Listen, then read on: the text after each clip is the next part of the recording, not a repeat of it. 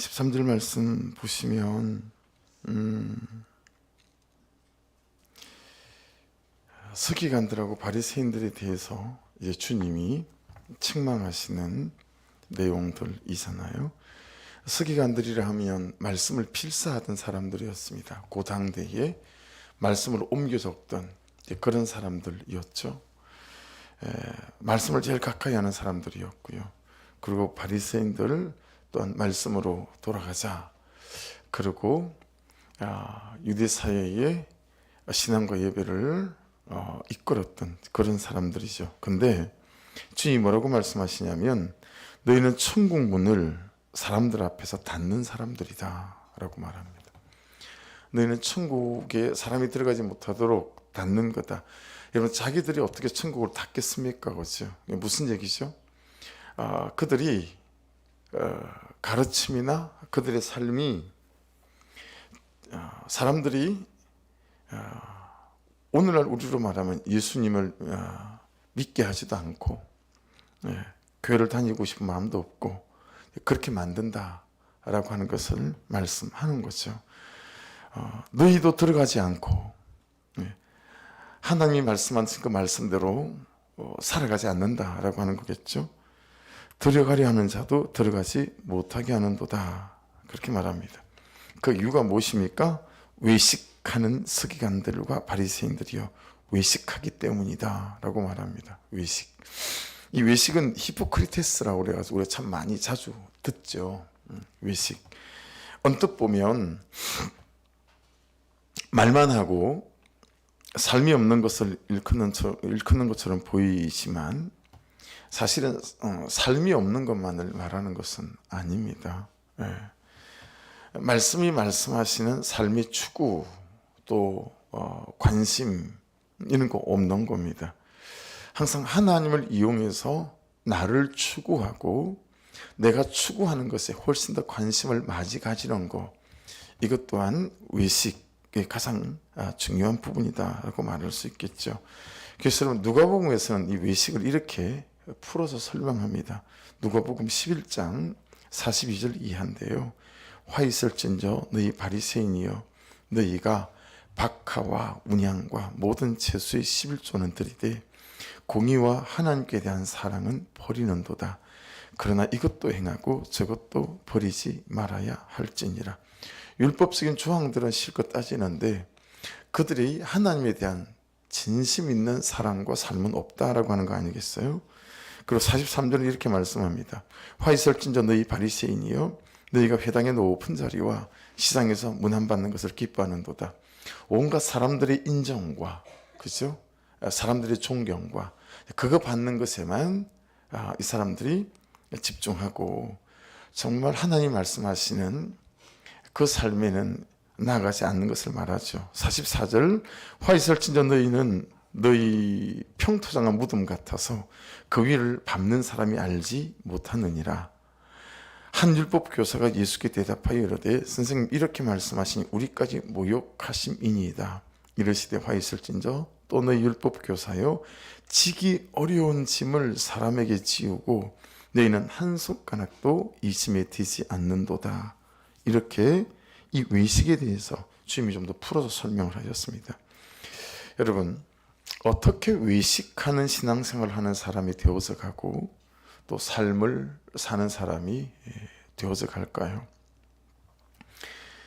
바리새인들을 보고 사두개인들을 보고 주님이 말씀하신 것들을 보면 이 하나님과의 관계적인 거리에 문제가 생겼기 때문이다 라고 하는 것을 알 수 있습니다. 하나님과의 관계적 거리에 문제가 생긴 거죠. 친밀함도 없고 하나님 그분과의 사귐도 없고 이런 거겠죠. 그러니까 하나님이 간절하지 않는 거예요. 한번 생각해 보십시오.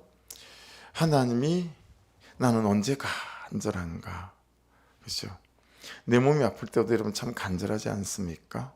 내 가족이 아플 때도 너무 간절하고, 어떤 실패를 경험할 때도 너무너무 하나님이 간절하고, 너무너무 간절해지죠. 하나님 그분과의 관계가 멀어져 있고 그분이 애틋하지 않음에도 불구하고 하나도 불편하지 않는 거예요. 하나도 불편하지 않는 거예요. 먹고 마시고 자고 하는데 전혀 지장이 없는 거죠. 입술로는 하나님을 말하지만 신앙과 삶으로는 사실 하나님을 멀리 떠나 있는 사람들이다 라고 할 수 있겠죠. 그래서 여러분, 그런 말이 있었습니다. 무슨 말이 있었냐면, 세계에 있는 모든 위선자 중에 90%가 예루살렘에 있다, 이런 말이 있었어요. 여러분, 어쩌면 있잖아요.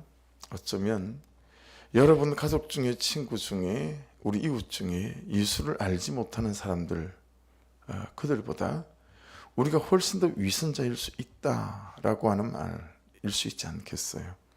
하나님을 믿는다라고 말하고 하나님 그분을 따라간다라고 말하지만 사실은 너무너무 하나님을 따라가는 것이 불편한 거예요. 말씀대로 살아가는 것들도 너무너무 불편한 거예요. 그래서 여러분, 잘 한번 생각해 보십시오. 말씀대로 살아가는 삶, 말씀이 말씀하시는 대로 살아가는 삶, 그것에 우리가 너무 불편하게 생각해요. 우리가 너무 무겁게 생각해요. 그래서 다 목사님, 그죠? 다 하나님, 다 그냥 그렇게 살잖아요 라고 하는 거죠. 그래서 우리의 거룩함의 기준이나 말씀을 따라가는 순종의 기준이 말씀이 말씀하시는 이 기준에 있지 않고 그냥 세상 사람들이 일반적으로 살아가는 그 어느 정도의 항상 우리의 기준이 이제 있는 거예요. 그래서 참 하나님 그분께서 하시고자 하시는 일들이 우리를 통해서 온전하게 드러나지 않는 거 아닐까라고 이제 깨닫게 되었습니다. 하나님을 믿는데 하나님을 안 믿는 사람들이고, 하나님이 살아계신다라고 말하면서 하나님을 죽은 하나님으로 취급하고, 능력이 하나님이다라고 말하면서 자기 삶의 문제들을 하나님께 가져오지 않는 사람들. 여러분, 이게요 참 다른 것 같아요. 그냥 한 달도 더 됐네요. 이제는 그냥 어느 날 문득 8시 기도회에 대해서, 새벽 예배 때 기도하는 것에 대해서, 그리고 또 수요예배나 성대망에 기도하는 것들에 대해서 그냥 맥락도 없이 기적의 30분이라고 하는 감동이 확 있는 거예요. 기적의 30분.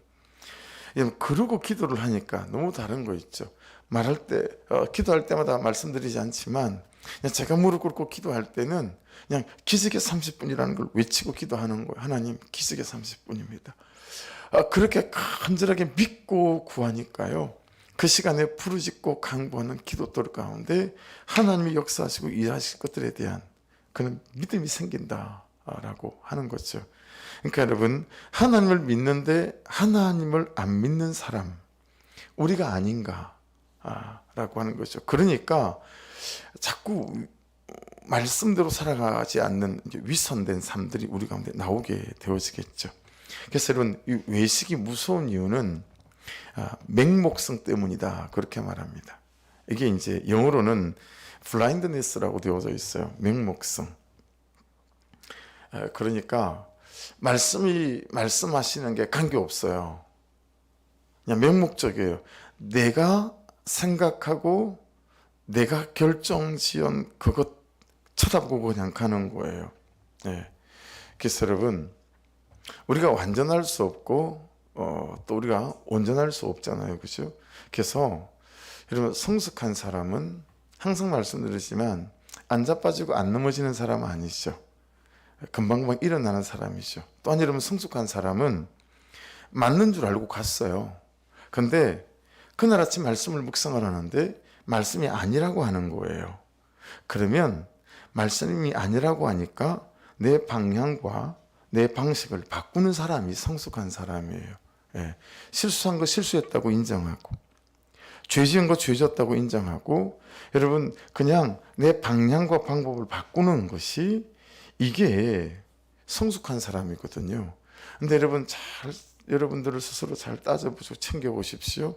우리 안에는 그냥 믿어온 방식과 내가 살아온 방식이 딱 고정되어져 있어요. 그래서 그냥 그대로 사는 거예요. 말씀이 말씀하셔도 내 방식과 방향과 방법을 잘 바꾸지 않아요. 그 바꾸지 않는 게 맹목적인 거거든요. 이 바리새인들하고 사두개인은요, 그들의 전통에 젖어서 말씀을 읽어요. 필사하는 사람들이에요. 근데 말씀을 필사하면서도 관계없어요. 말씀 때문에 하던 것을 안 하거나 말씀 때문에 안 하던 것을 하거나 이런 일이 일어나지 않는 거예요. 그러니까 여러분, 나는 뭐 맹목적인 사람은 아니지 라고 생각하지 마시고, 일주일 동안 큐티에 오시면서 안 해오던 건데 말씀이 말씀하셔서 하는 게 있나, 말씀이 말씀하셔서 하던 것인데 안 하던 것이 있나, 이게 성숙한 것이고 이게 말씀을 따라가는 사람들이거든요. 근데 바리새인들과 사두개인들은 그런 게 없는 거예요. 그래서 이 맹목성, 이걸 눈이 먼, 오늘 말씀에도 그렇게 나오지 않습니까? 그죠? 그래서 여러분, 말씀의 의도가 들어가고 또 말씀을 내 편의대로 바꾸고 넣을 것을 넣고 뺄 것을 빼고 또는 무시하고, 이제 이런 것들이 하나님과의 관계적 거리를 멀어지게 만들고 외식하게 만드는 그런 삶이 되어진다라고 말씀하고 있음을 깨닫게 되었습니다. 그래서 욥기 36장 13절에는 이렇게 말씀하세요. 마음이 경건하지 아니한 자들은 분노를 쌓으며 하나님이 속박할지라도 도움을 구하지 아니하나니. 여러분, 마음이 경건하지 아니한 자들이 어떻게 한다고요? 자꾸 분노를 쌓아가는 거예요. 분노를 하나님 앞에서 내어놓고 해결해야 되잖아요. 근데 분노를 저축해 가는 거예요. 그 사람에 대한 분노, 어떤 삶의 현실에 대한 분노, 그 다음에 하나님이 속박할지라도 도움을 구하지 아니하며. 여러분, 하나님이 속박한다는 건 무슨 의미예요? 하나님 그분의 계획을 가지고 우리 삶에 어떤 사건으로 개입하시고 어떤 눈물로 개입하시고 뛰어들어오신 거죠. 태클을 거신 거죠.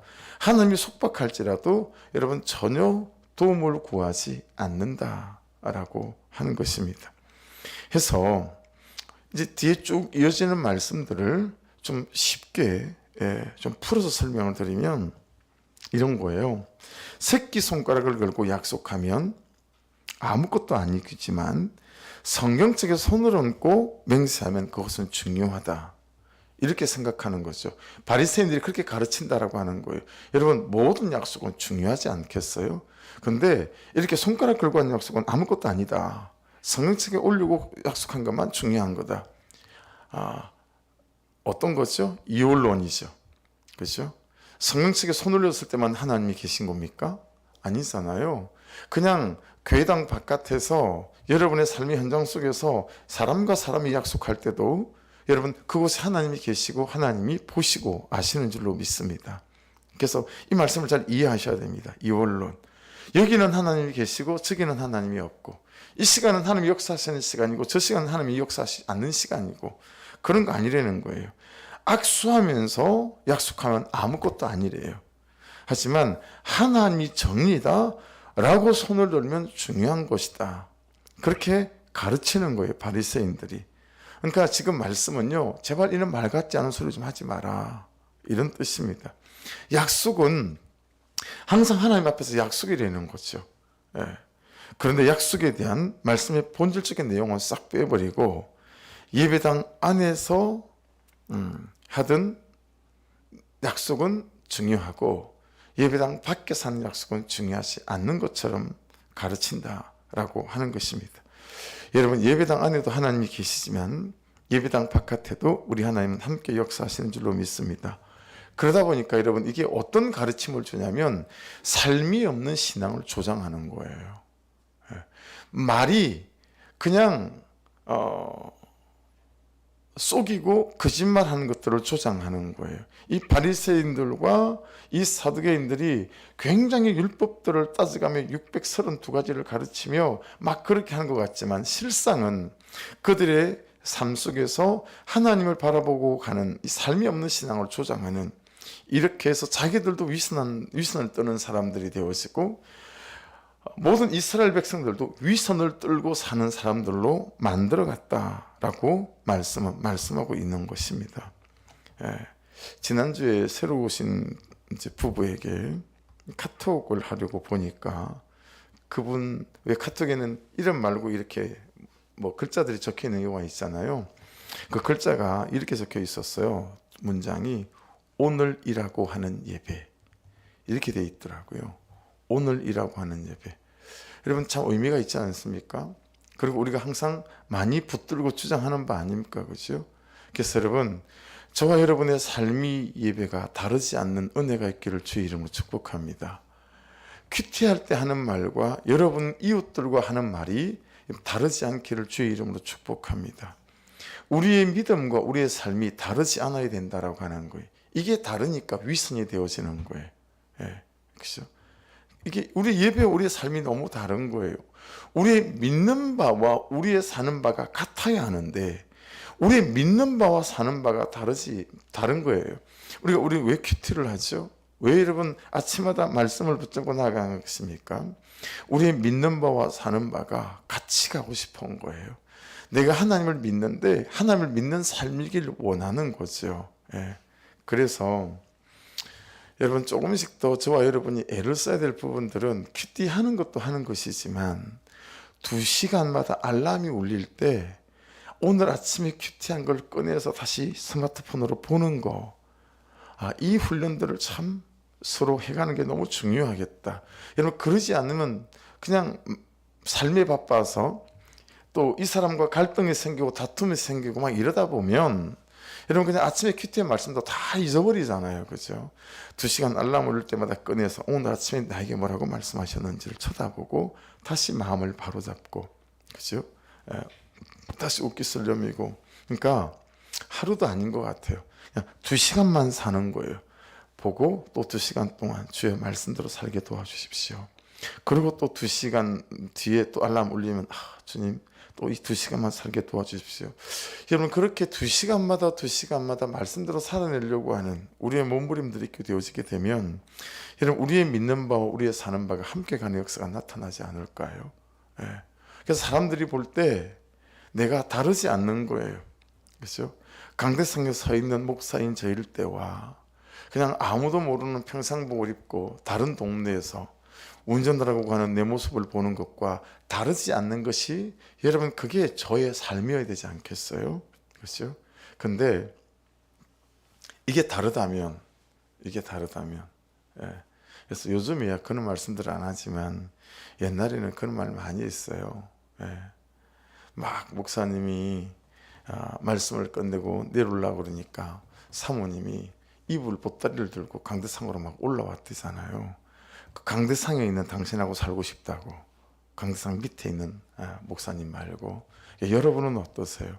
여러분 말씀 앞에 예배 앞에 큐티 앞에 서 있는 나와 그리고 남편 앞에 자녀들 앞에 서 있는 나, 돈의 문제 앞에 서 있는 나, 이게 다르지 않는 한 사람인지, 분명히 예배하는 사람이고 큐티하는 사람인데 그냥 삶 속에서는 이것과 관계없이 전혀 다른 삶을 살아가고 있다면 지금 주님께서 화 있을진저 이 사두개인들하고 바리새인들아 라고 말하는 그 대상이 저일 수 있고 여러분일 수 있다라고 말씀 안에서 우리가 깨닫을 수 있습니다.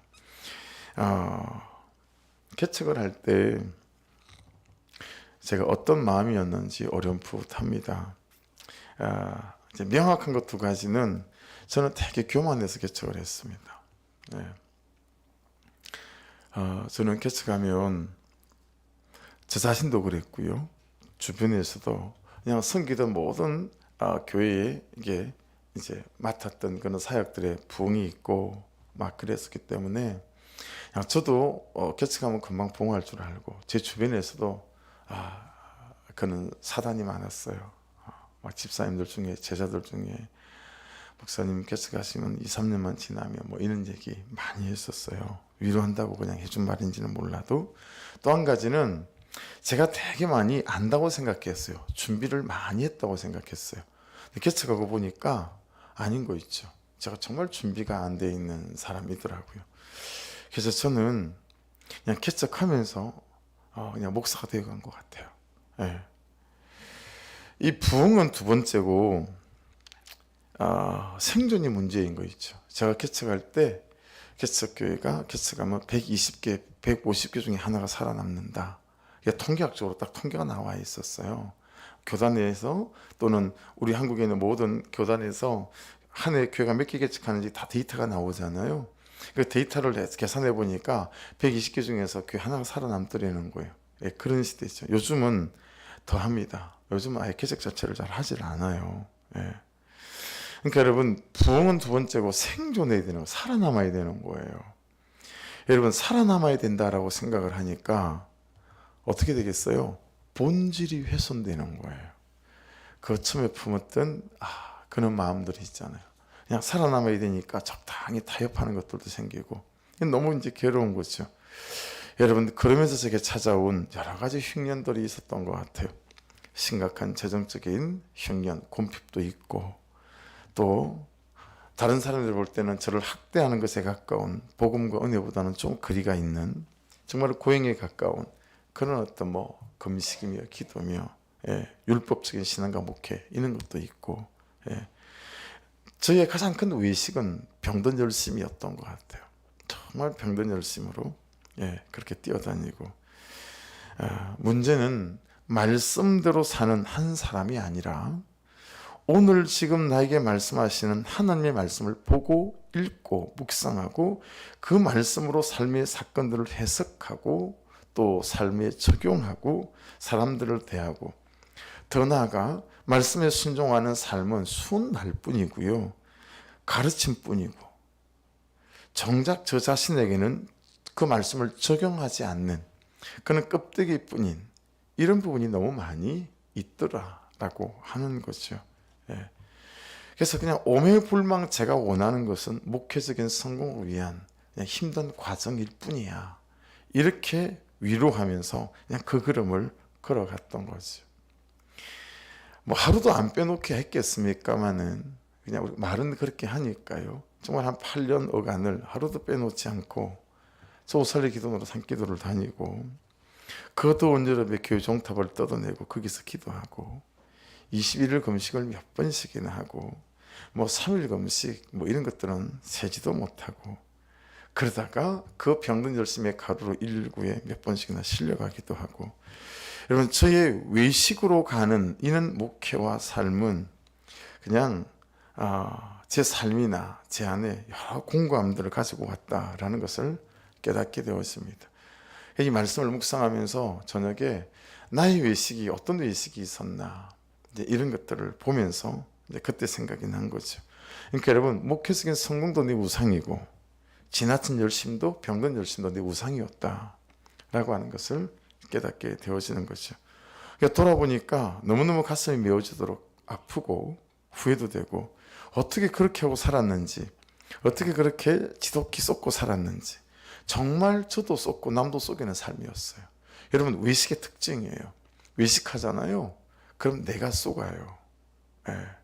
뭐가 있을 것처럼, 뭐가 될 것처럼. 아니요, 절대 되지 않아요. 그리고 남도 쏟깁니다. 제 삶이 그랬어요. 제 스스로 제한테 쏟고 성도들도 쏟기고 다른 사람들도 쏟기는 그런 삶이었습니다. 근데 그런 삶 속의 은혜가 뭐죠? 말씀을 따라가는 이 삶으로, 우리 양육하시는 분들은 한 주 지나면 일과를 외웠지만 그 빈배에 주님께서 찾아오셨던 것처럼 이런 외식과 그리고 병든 열심 속에 사는 제 인생의 빈배, 여기 이제 주님이 방문해 주시고 찾아주신 것이죠. 그러니까 그때부터 제게 그냥 남는 건, 고백은 그것밖에 없는 것 같아요. 말씀대로, 어찌하든 말씀대로 살아야 되겠다라고 하는 거죠. 말씀대로 살아가야 되겠다. 한 4년 된 것 같아요, 이제. 그죠? 우리 큐티 목회를 시작한 지가 한 4년 정도 됐는데, 항상 기억에 남아있어요. 1년쯤 됐을 때 저도 뭔가 잘 안 되는 것 같고, 특히 여러분, 이제 그런 거 있어요.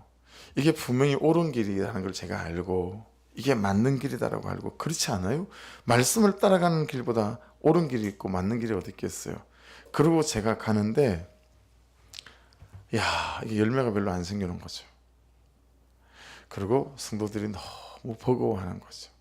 그러면 말을 못해서 그렇지 진짜 힘이 듭니다. 여기에서 픽 쓰러지고 저기서 픽 쓰러지면 진짜 고민스럽습니다. 이 길을 계속 가야 되나.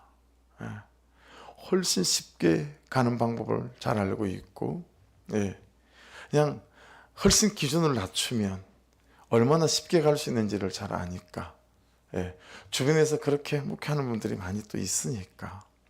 근데 이게 옳은 길이고 맞는 길이니 항상 마음속에는 나 혼자가 남더라도 지금 제가 이 길을 가겠습니다, 이 고백을 하고 살아가는데 이게 잘 안 되는 거예요.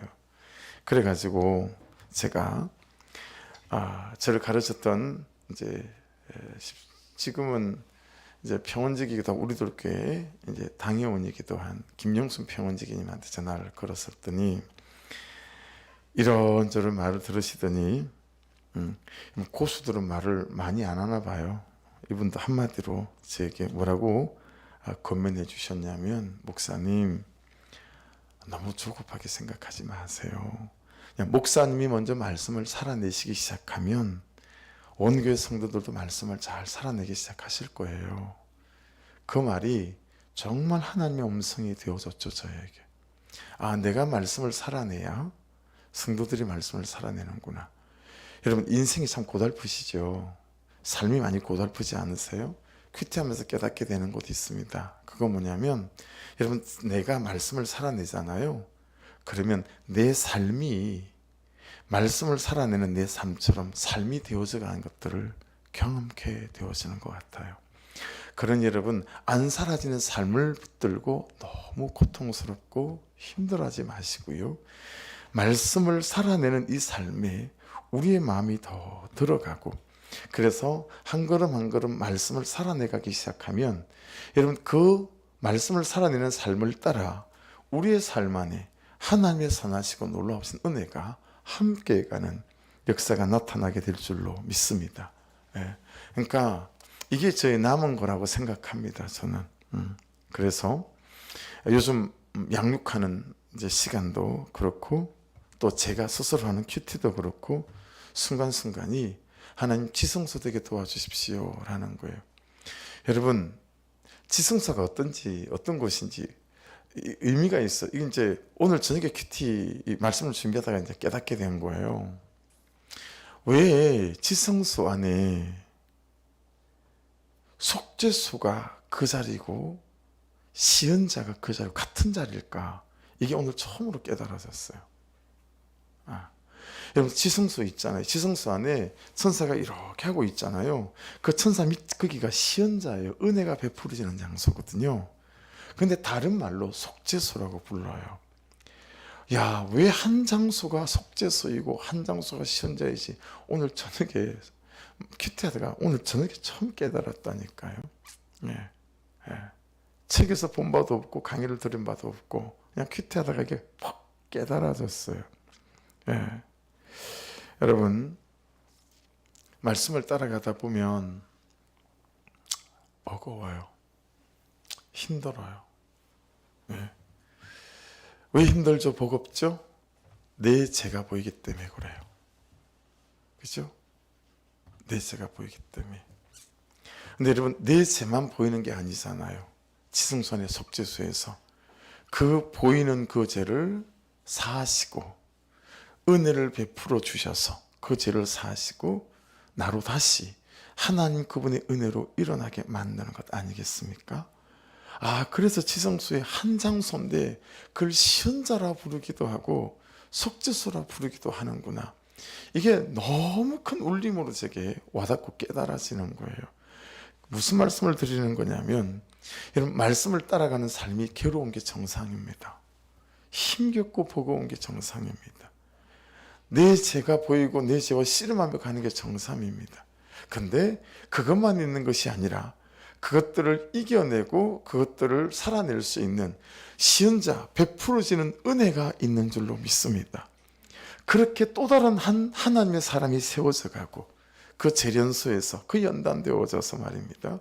그렇게 또 말씀의 사람, 거룩한 백성의 한 사람이 살아나고 일어나게 되어지게 될 때, 그 한 사람을 통해서 하나님께서 놀라운 일들을 행하여 가실 줄로 믿습니다.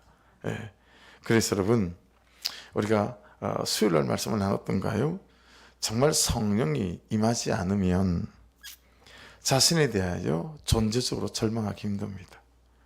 여러분, 그 지성소에 왜 우리가 들어가야 하죠? 왜 지성소여야 합니까? 여러분의 양육, 여러분의 큐티, 여러분의 예배가 왜 지성소여야 합니까? 여러분, 성령이 임하고 은혜가 임하지 않으면 내가 존재적으로 죄인이라는 사실에 절망할 수가 없어요. 근데 성령이 임하시면 내 죄가 보이거든요. 야, 내가 존재적으로 죄인이구나라는 이 절망 속에 나갈 수밖에 없어요. 그건 은혜 외에, 성령 외에는 해줄 수 있는 게 아무것도 없어요. 하지만 내 이 존재적인 나의 이 절망을 깨닫는 그 순간이 또한 하나님 그분의 은혜 없이는 일어날 수 없다라고 하는 간절한 소망이 일어나는 동일한 시점이고 타이밍이지 않겠습니까? 그렇죠?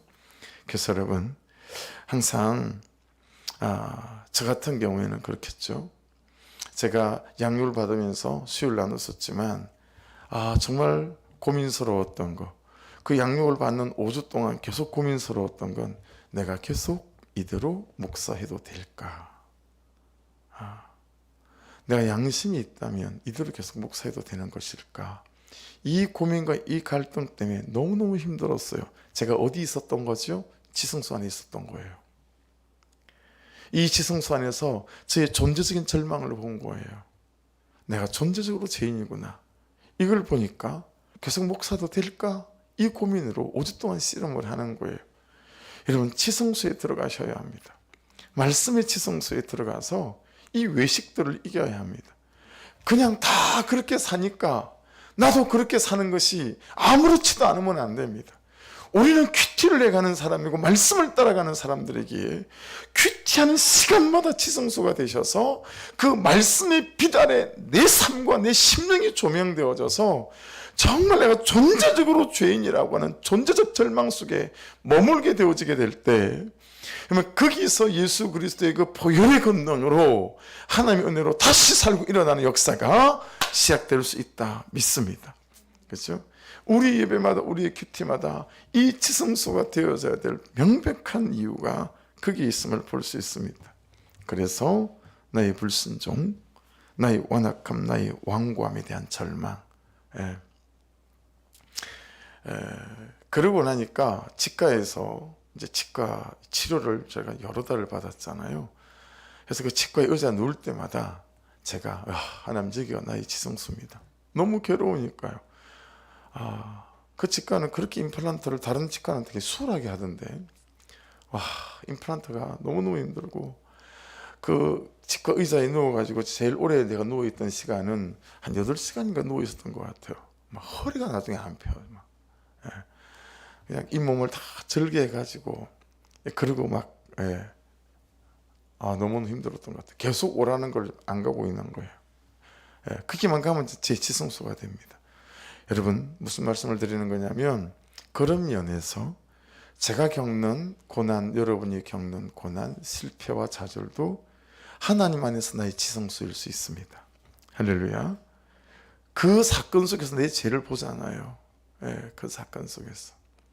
그런 사건이 오지 않으면 내 죄가 안 봐지던데요. 여러분 안 그러십니까? 그 죄 때문에, 그 사건 때문에 그게 지성소가 되어져서 내 죄를 보고 다시 주님께로 외식하지 않는 말씀과 삶이 다르지 않은 이 삶에 대한 경계가 다시 바짝 세워지게 되어지고 그렇더라는 거죠. 여러분, 그래서 오늘 이 밤에도 저와 여러분의 삶 앞에 말씀을 따라가지 않는, 내 믿는 바와 사는 바가 혹시 다른 것들이 있다면 은혜의 빛 아래 조명되어지는 지성소 되어지셔서 그것들이 괴롭지만 고통스럽지만 또한 베푸르신 은혜로 말미암아 여러분 정결케 씻어지고 깨끗게 되어지시는 은혜가 있기를 주의 이름으로 축복합니다. 그리고 이 말씀을 따라가는 삶 자체가 여러분 속죄소와 시은자에 함께 서 있다. 그래서 너무너무 괴롭지만 고통스럽지만 그것이 지극히 정상적인 반응이요, 그 안에서 베푸르신 은혜로 말미암아 또 하나의 죄를 밟고 일어서가고 또 하나의 못된 태도와 삶을 밟고 일어서가는 하나님의 백성들로 세워져가는 저와 여러분 되어지는 은혜가 있기를 주의 이름으로 축복합니다. 기도하겠습니다.